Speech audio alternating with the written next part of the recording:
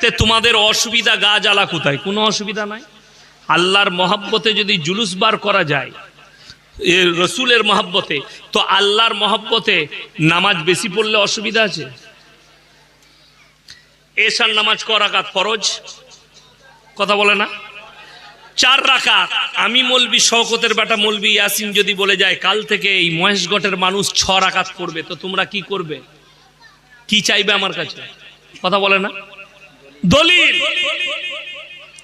আমি যদি বলি পড়া যাবে না এরকম একটা দলিল দেখাও, এই মৌলবিগুলো সব খেপে যাবে, দলিল খুঁজে পাবে না।